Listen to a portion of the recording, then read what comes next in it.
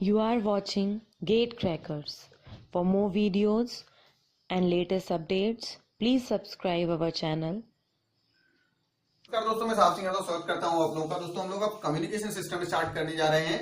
EMT हमारी parallel में चलेगी और बाकी जिन जिन सब्जेक्ट के थोड़े थोड़े टॉपिक बचे हुए हैं वो हम गेट के एग्जाम तक कोशिश करेंगे। सारे ही कंप्लीट हो ही जाएंगे, बहुत सारा टाइम बचा हुआ है। तो कम्युनिकेशन की अगर हम बात करें तो नॉर्मल सी बात है कि सोर्स से डेस्टिनेशन तक सिग्नल्स यानी कि इंफॉर्मेशंस का ट्रांसमिशन ही क्या कहलाता है? कम्युनिकेशन कहलाता है। अब इस सिग्नल को किस तरीके से पहुंचा सकते हैं हम? इस सिग्नल को या तो वायर के तरीके से पहुंचा सकते हैं या वायरलेस। तो वायर्ड कम्युनिकेशन और वायरलेस कम्युनिकेशन, दो टाइप के कम्युनिकेशन हमने पढ़े हुए हैं। हमने वायर और वायरलेस कम्युनिकेशन की बात कर ली। एक अगर इन दोनों के बीच की डिस्टेंस बहुत कम हो तो शॉर्ट डिस्टेंस कम्युनिकेशन, डिस्टेंस बहुत ज्यादा हो तो लॉन्ग डिस्टेंस कम्युनिकेशन। अब हमें एक वर्ड सुनने को मिलता है that is called modulation. Modulation का मतलब समझिएगा कि मॉड्यूलेशन है क्या। अगर हम सिग्नल को ट्रांसमिट करना चाहते हैं लॉन्ग डिस्टेंस पे और वायरलेस कम्युनिकेशन करना चाहते हैं, तब देखिएगा क्या होगा। वायरलेस कम्युनिकेशन के लिए सोर्स से अगर हम सिग्नल को ट्रांसमिट करते हैं तो यहां डेस्टिनेशन पे एक एंटीना रिक्वायर्ड होगा जो सिग्नल को क्या करेगा? रिसीव करेगा। और ऐसा देखा गया है कि उस रिसीविंग एंटीना की required height is equal to होता है λ/4, जहां पे लैम्डा है wavelength of the incoming signal. मतलब जो भी सिग्नल आ रहा है उस सिग्नल की जो वेवलेंथ होगी उसका डिवाइडेड बाय 4, ये रिसीविंग एंटीना की हाइट होनी चाहिए। दैट मींस कि अगर आप सिग्नल को रिसीव करना चाहते हो तो आपको इतने हाइट का एंटीना चाहिए है। अब देखिएगा होगा क्या, हमें पता है कि C is equal to F lambda. C is equal to क्या होता है हमारा? F lambda. एक और चीज जो हमें पता होनी चाहिए कि वॉइस सिग्नल की जो रेंज होती है वो कहां से कहां तक होती है? 300 हर्ट्ज से लेके 3400 हर्ट्ज तक। तो मतलब इस रेंज का अगर कोई सिग्नल ट्रांसमिट होता है, अभी हम वॉइस सिग्नल की ही बात कर लेते हैं। एक और चीज आपको हालांकि पता होना चाहिए कि ऑडिबल फ्रीक्वेंसी मतलब हमें जो सुनाई देती है उसकी रेंज होती है 20 हर्ट्ज से लगभग 20 किलो हर्ट्ज। इन दोनों में अंतर क्या है? ये जो हम सुन सकते हैं ये हमारी वॉइस सिग्नल की, टेलीफोनिक वॉइस सिग्नल की रेंज होती है। तो ऑडिबल में इस वॉइस सिग्नल के अलावा और भी सिग्नल्स हो सकते हैं जैसे कि इंस्ट्रूमेंटेशन, ये जो आवाज आ रही है, और भी बहुत सारे सिग्नल्स हो सकते हैं जिनकी रेंज तो हम कहां से कहां तक सुन सकते हैं? 20 हर्ट्ज से 20 किलो हर्ट्ज की सिग्नल अगर हमारे पास आते हैं तो इन सिग्नल की फ्रीक्वेंसी के सिग्नल्स को हम सुन सकते हैं। तो अब अगर हम मान के चलें कि हम एक वॉइस सिग्नल ट्रांसमिट कर रहे हैं तो सोचिएगा अगर हम इस वॉइस सिग्नल को ट्रांसमिट करना चाहते हैं तो रिसीव करने के लिए एंटीना की हाइट क्या रिक्वायर्ड होगी? हम एज्यूम कर लेते हैं कि हम f is equal to 1000 hertz की फ्रीक्वेंसी का सिग्नल ट्रांसमिट करते हैं। आपको पता चल जाएगा मॉड्यूलेशन की नीड क्या होगी और मॉड्यूलेशन क्या कहलाता है। ये सारी चीजें आपको समझ में आ जाएंगी। मान लीजिए कि आप 1000 हर्ट्ज का सिग्नल भेजते हो तो देखिए कितनी वेवलेंथ होगी उसकी। C इज इक्वल टू हम सभी जानते हैं स्पीड ऑफ लाइट कितनी होती है? 3 × 10⁸ मीटर पर सेकेंड। तो यहां से अगर हम देखेंगे तो F is equal to C upon यहां से अगर हम लैम्डा इज इक्वल टू निकालेंगे तो C अपॉन F, तो C की वैल्यू है 3 × 10⁸ मीटर पर सेकेंड और F की वैल्यू यहां क्वेश्चन में गिवन है कि अब हम 1000 हर्ट्ज की फ्रीक्वेंसी का सिग्नल भेज रहे हैं। तो ये हर्ट्ज को हम 1/सेकंड भी लिख सकते हैं, तो ये सेकंड से सेकंड कैंसिल हो गया। इसको हम लिख सकते हैं 3 × 10⁻, कितना आ जाएगा? 5 मीटर वेवलेंथ। इसी को अगर हम किलोमीटर में कन्वर्ट करें तो 1000 का और डिवाइड हो जाएगा, तो 3 × 10⁻ बचा 2 किलोमीटर। दैट मीन्स कि वेवलेंथ हो गई इसकी 300 किलोमीटर। किसकी? जिस सिग्नल की फ्रीक्वेंसी है 1000 हर्ट्ज उसकी वेवलेंथ जो है वो हो चुकी है 300 किलोमीटर। दैट मीन्स अगर इस सिग्नल को हमें रिसीव करना है तो एंटीना की जो हाइट है वो चाहिए है 300/4।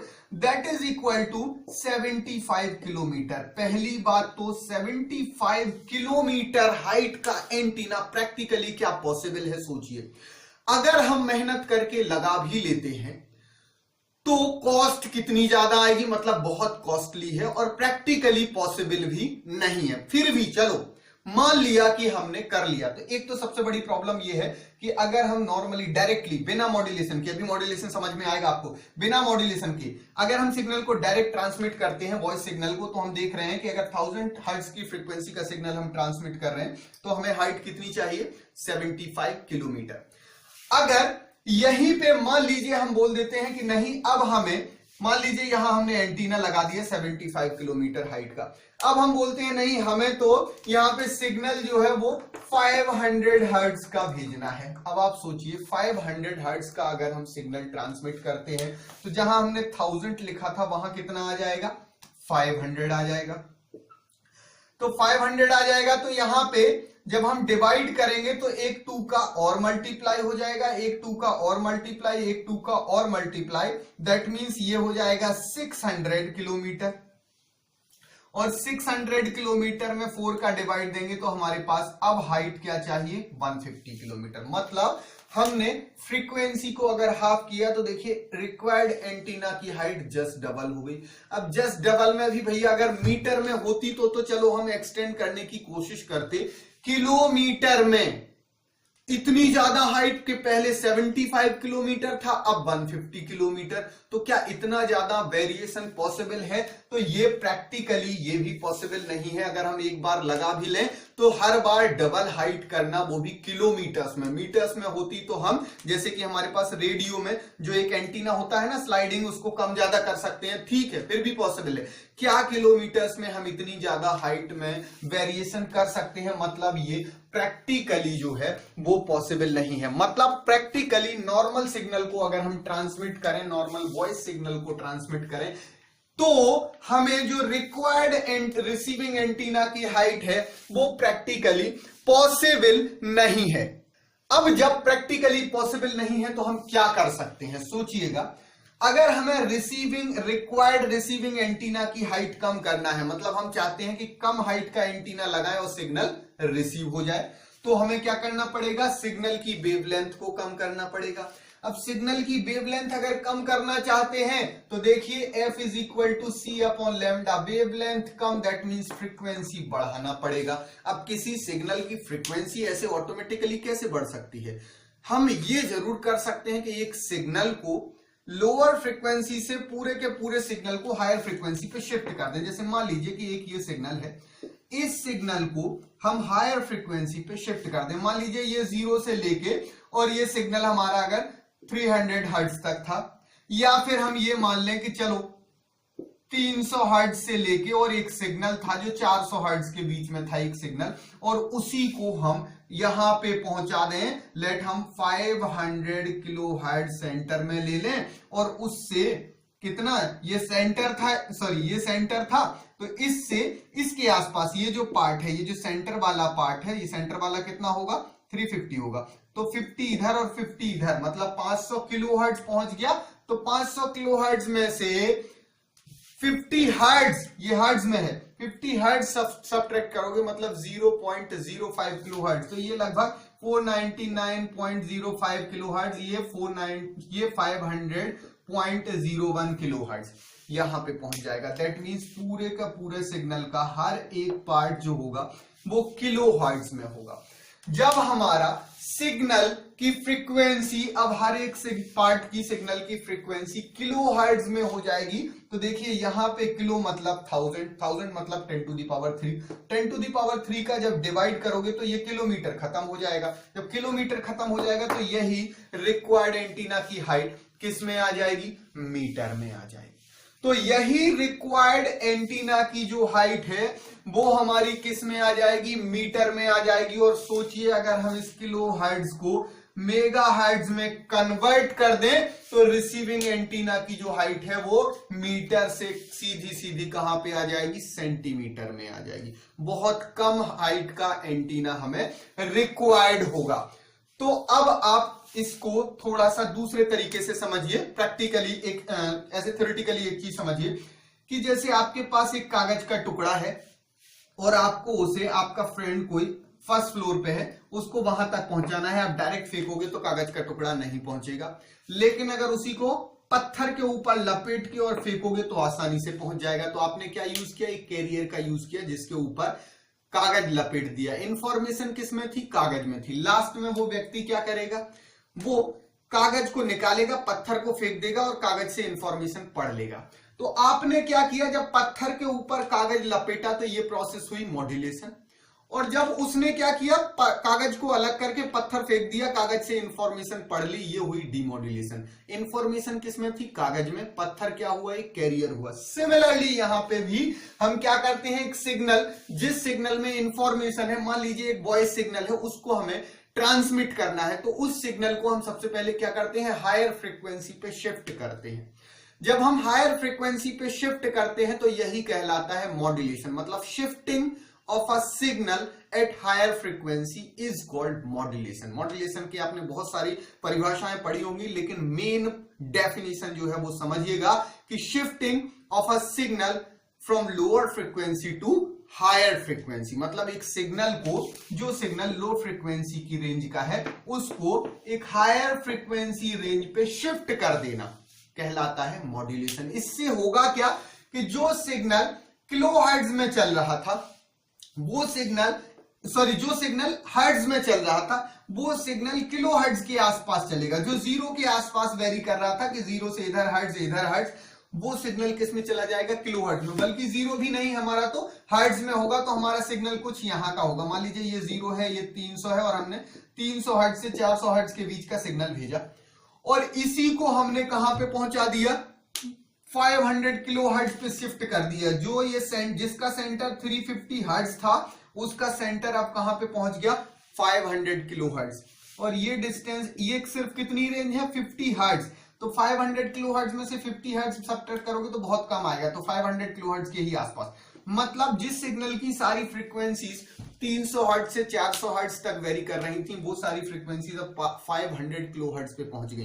तो ये क्या कहलाना, मॉड्यूलेशन। मतलब अगर हम कुछ ऐसा कर दें, वो कुछ ऐसा जो करते हैं वही मॉड्यूलेशन कहलाता है। कुछ ऐसा कर दें कि सिग्नल को एक ऐसे सिग्नल के साथ मर्ज कर दें जिस दूसरे सिग्नल की जो फ्रीक्वेंसी है वो वेरी हाई है, यही कहलाएगा मॉड्यूलेशन। मर्ज करने के बाद आपका अब ओवरऑल सिग्नल की जो फ्रीक्वेंसी है वो क्या हो जाएगी, हायर हो जाएगी। तो रिसीव करने पे एंटीना को आसानी होगी, क्योंकि कम हाइट का एंटीना रिक्वायर्ड होगा, और रिसीव करने के बाद वो फिर दोनों सिग्नल्स को क्या कर देगा, अलग अलग कर देगा। यह प्रोसेस कहलाती है डीमॉड्यूलेशन। तो मॉड्यूलेशन एंड डीमॉड्यूलेशन समझिए। मॉड्यूलेशन का मतलब है किसी सिग्नल को हायर फ्रीक्वेंसी पे शिफ्ट कर देना। मेन कारण क्या था इसका मेन कारण यह है कि लो फ्रीक्वेंसी के सिग्नल को अगर आप ट्रांसमिट करोगे तो जो रिसीविंग एंटीना रिक्वायर्ड होगा, जो उसकी हाइट रिक्वायर्ड होगी, वो प्रैक्टिकली पॉसिबल नहीं है, और उसमें उतना वेरिएशन भी प्रैक्टिकली पॉसिबल नहीं है। तो हमने क्या किया, सिग्नल को हायर फ्रीक्वेंसी के सिग्नल के साथ मर्ज कर दिया। जिस हायर फ्रीक्वेंसी के सिग्नल के साथ हम मर्ज करते हैं, उस सिग्नल को बोलते हैं कैरियर सिग्नल। जिस सिग्नल में इंफॉर्मेशन है, उस सिग्नल को कैरियर सिग्नल के साथ हम मर्ज कर देते हैं और इसको ट्रांसमिट कर देते हैं। इस प्रोसेस को हम बोलते हैं मॉड्यूलेशन। और रिसीविंग एंड पे जब कम हाइट का एंटीना इस सिग्नल को रिसीव कर लेता है। रिसीव क्यों कर लेता है कम हाइट का एंटीना, क्योंकि अब ओवरऑल सिग्नल की जो फ्रीक्वेंसी है वो क्या हो गई, वेरी हायर फ्रीक्वेंसी हो गई। तो रिक्वायर्ड एंटीना की हाइट क्या हो जाएगी, बहुत कम हो जाएगी। तो वो बहुत आसानी से रिसीव कर लेता है और रिसीविंग के बाद कैरियर और इंफॉर्मेशन वाले सिग्नल को अलग अलग कर देता है। कैरियर को अलग, इंफॉर्मेशन वाले सिग्नल को जहां ट्रांसमिट करना है वहां पे पहुंचा देता है डेस्टिनेशन के पास। तो ये प्रोसेस जो है ये हमारी क्या कहलाती है, डीमॉड्यूलेशन प्रोसेस कहलाती है। अब ये जो मॉड्यूलेशन प्रोसेस है ये होती है आपकी दो टाइप की। जो मॉड्यूलेशन प्रोसेस है वो कितने टाइप की होती है, दो टाइप की होती है। एक होती है हमारी एनालॉग मॉड्यूलेशन, एनालॉग मॉड्यूलेशन, और दूसरी होती है हमारी डिजिटल मॉड्यूलेशन। एनालॉग मॉड्यूलेशन में हम क्या करते हैं, एनालॉग एनालॉग सिग्नल को कैरियर के साथ मर्ज करते हैं और ट्रांसमिट करते हैं। डिजिटल मॉड्यूलेशन में क्या करते हैं, डिजिटल सिग्नल रहता है और कैरियर के साथ मर्ज करते हैं और ट्रांसमिट करते हैं। यहां हर बार कैरियर जो है वो एक साइनसॉइड रहेगा या कॉस सिग्नल, कॉस या साइन का सिग्नल रहेगा, मतलब कैरियर सिग्नल हमेशा एनालॉग ही रहेगा। चाहे यहां की बात करें चाहे यहां की बात करें, दोनों केस में जो कैरियर सिग्नल है वो हमारा एनालॉग ही रहेगा। लेकिन एक्चुअल सिग्नल, ये कैरियर सिग्नल हमारा एक्चुअल सिग्नल नहीं है। कैरियर सिग्नल क्या है, पत्थर, और एक्चुअल सिग्नल क्या है हमारा, कागज। तो एक्चुअल सिग्नल यहां एनालॉग फॉर्म में रहेगा, यहां डिजिटल फॉर्म में रहेगा। एनालॉग और डिजिटल सिग्नल हम सिग्नल सिस्टम में पढ़ा चुके हैं, देख लीजिएगा उसको। तो अगर एनालॉग सिग्नल को हमें ट्रांसमिट करना है कैरियर के ऊपर ओवरलैप करके, तो वो एनालॉग मॉड्यूलेशन होगा, और डिजिटल सिग्नल को ट्रांसमिट करना है तो वो डिजिटल मॉड्यूलेशन। एक और तरीका होता है कि एनालॉग सिग्नल ले लो, आप एनालॉग सिग्नल ले लो और उस एनालॉग सिग्नल का पहले आप क्या कर दो, सैंपलिंग कर दो। सैंपलिंग हमने सिग्नल सिस्टम में पढ़ाई थी। और उसके बाद आप क्वांटाइजेशन कर दो, ये भी हमने सिग्नल सिस्टम में पढ़ाया था, तो हमारे वीडियोस देख लीजिएगा। उसके बाद जो हमें सिग्नल मिलेगा वो क्या मिलेगा, डिजिटल सिग्नल मिल जाएगा। या सैंपलिंग ना भी करो, डायरेक्ट क्वांटाइजेशन कर दो तो भी डिजिटल सिग्नल मिलेगा। सैंपलिंग कर दोगे तो डिस्क्रीट डिजिटल मिलेगा, सैंपलिंग नहीं करोगे तो एनालॉग डिजिटल मिलेगा। दोनों केस में डिजिटल सिग्नल मिलेंगे। और डिजिटल सिग्नल को अब आप डिजिटल मॉड्यूलेशन टेक्निक के थ्रू पास कर दो और लास्ट में फिर डिजिटल से एनालॉग सिग्नल में कन्वर्ट करके डीमॉड्यूलेशन करके आपको ओरिजिनल सिग्नल प्राप्त हो जाएगा। मतलब आप एनालॉग सिग्नल को भी डिजिटल मॉड्यूलेशन के थ्रू पास कर सकते हो, बशर्ते कि आप पहले एनालॉग सिग्नल को डिजिटल सिग्नल में कन्वर्ट कर लो। तो अब हमने देखा मॉड्यूलेशन टेक्निक होगी दो टाइप की, एक एनालॉग मॉड्यूलेशन, एक डिजिटल मॉड्यूलेशन। डिजिटल मॉड्यूलेशन में तो हम बाद में बात करेंगे, क्योंकि पहले हम फोकस करेंगे किस पे, एनालॉग मॉड्यूलेशन में। एनालॉग मॉड्यूलेशन आपकी होंगी दो टाइप की। पहला होगा एम्पलीट्यूड मॉड्यूलेशन,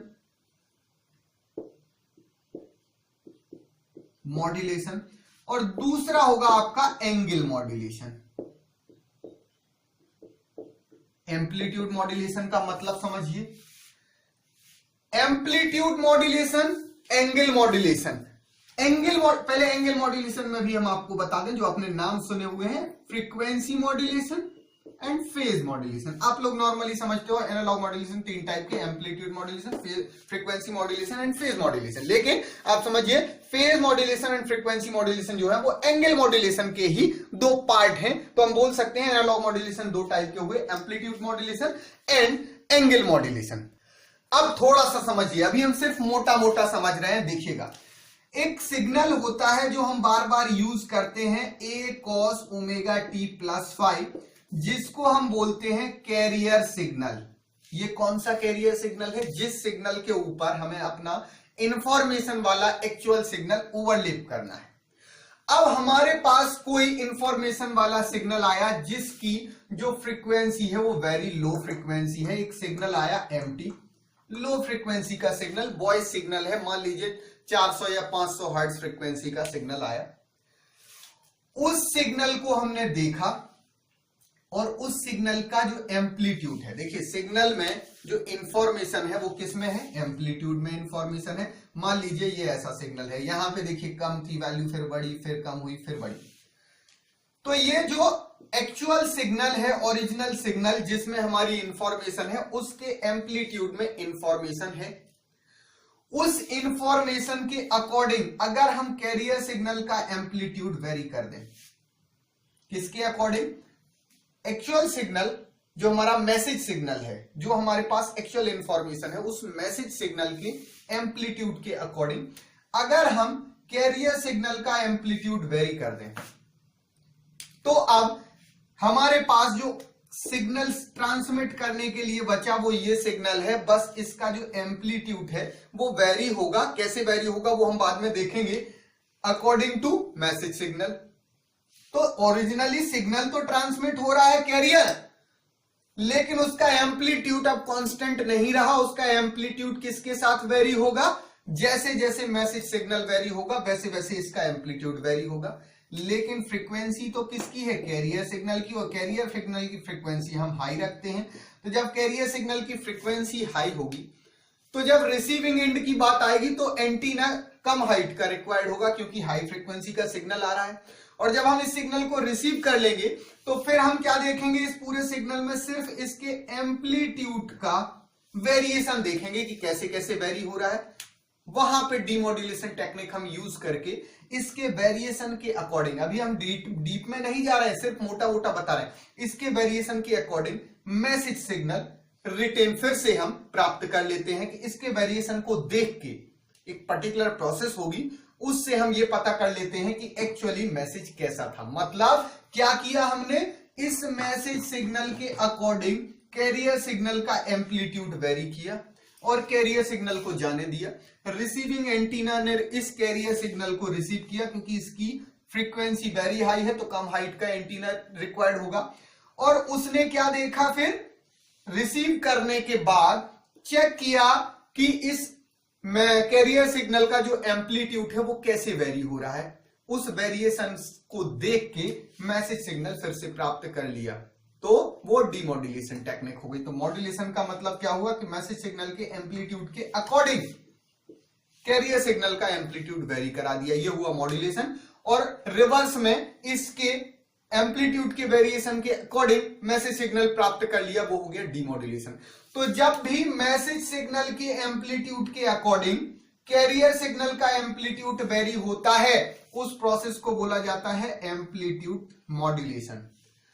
और जब रिसीविंग एंड पे ये एम्पलीट्यूड में वेरिएशन देख के हम मैसेज सिग्नल प्राप्त कर लेते हैं तो उसे बोलते हैं एम्पलीट्यूड डीमॉड्यूलेशन। इसको हम बहुत डिटेल में पढ़ेंगे, अभी सिर्फ हमने एक मोटा मोटा अंदाजा लिया कि एक सिग्नल है, उस सिग्नल को ट्रांसमिट करना है, तो एक हाई फ्रीक्वेंसी का कैरियर सिग्नल लिया, उस सिग्नल की एम्पलीट्यूड हमने वेरी की किसके अकॉर्डिंग, मैसेज सिग्नल के अकॉर्डिंग, तो ये एम्पलीट्यूड मॉड्यूलेशन हो गया। फ्रीक्वेंसी मॉड्यूलेशन की अगर हम बात करें तो अगेन अब हम इस पे बात नहीं करेंगे, हम क्या करेंगे, इस मैसेज सिग्नल की एम्पलीट्यूड के अकॉर्डिंग इसकी फ्रीक्वेंसी वेरी करेंगे। किसके अकॉर्डिंग, मैसेज सिग्नल की एम्पलीट्यूड के अकॉर्डिंग कैरियर सिग्नल की फ्रीक्वेंसी वेरी करेंगे। ध्यान रखना, मैसेज सिग्नल की फ्रीक्वेंसी के अकॉर्डिंग नहीं कर रहा है क्योंकि मैसेज सिग्नल की फ्रीक्वेंसी तो लो है। मैसेज सिग्नल की एम्पलीट्यूड के अकॉर्डिंग कैरियर सिग्नल की फ्रीक्वेंसी वेरी करेंगे। जैसे जहां मैसेज सिग्नल की एम्पलीट्यूड ज्यादा है वहां कैरियर की फ्रीक्वेंसी बहुत ज्यादा कर देंगे, जहां एम्पलीट्यूड कम है वहां कम कर देंगे, जहां मीडियम एम्पलीट्यूड है वहां फ्रीक्वेंसी मीडियम कर देंगे। तो अब क्या हो गया कि इस सिग्नल की फ्रीक्वेंसी मैसेज सिग्नल के एम्पलीट्यूड के अकॉर्डिंग वेरी हो गई, लेकिन रही हाई ही। मान लीजिए ये 500 किलोहर्ट्ज है, तो जब एम्पलीट्यूड ज्यादा होता है तो ये 501 किलोहर्ट्ज हो जाएगी, जब एम्पलीट्यूड कम होता है तो ये मान लीजिए 499 किलोहर्ट्ज हो जाएगी। तो रही तो किलोहर्ट्ज में ही। तो जब हम रिसीव करेंगे तो हमारे पास जो सिग्नल है, जो ये सिग्नल है, इसकी फ्रीक्वेंसी तो किलोहर्ट्ज में है, तो एंटीना, जो रिसीविंग एंटीना की हाइट है वो क्या होगी, कम रिक्वायर्ड होगी। जब कम हाइट का एंटीना रिक्वायर्ड होगा तो आसानी से रिसीव कर लेंगे और देन फिर हम एनालाइज करेंगे इस सिग्नल की फ्रीक्वेंसी को, क्योंकि हमने कौन सा मॉड्यूलेशन यूज कर लिया, एफएम मॉड्यूलेशन। क्यों एफएम मॉड्यूलेशन, क्योंकि मैसेज सिग्नल की एम्पलीट्यूड के अकॉर्डिंग कैरियर सिग्नल की फ्रीक्वेंसी वेरी की। जब मैसेज सिग्नल की एम्पलीट्यूड के अकॉर्डिंग कैरियर सिग्नल की फ्रीक्वेंसी वेरी की तो ये प्रोसेस कहलानी फ्रीक्वेंसी मॉड्यूलेशन। और रिसीवर एंड पे हमने इस रिसीविंग सिग्नल, इस सिग्नल को जब रिसीव किया तो इसकी फ्रीक्वेंसी को एनालाइज किया और इसके वेरिएशन के अकॉर्डिंग, फ्रीक्वेंसी के वेरिएशन के अकॉर्डिंग हमने फिर से मैसेज सिग्नल प्राप्त कर लिया, वो हुआ फ्रीक्वेंसी डीमॉड्यूलेशन।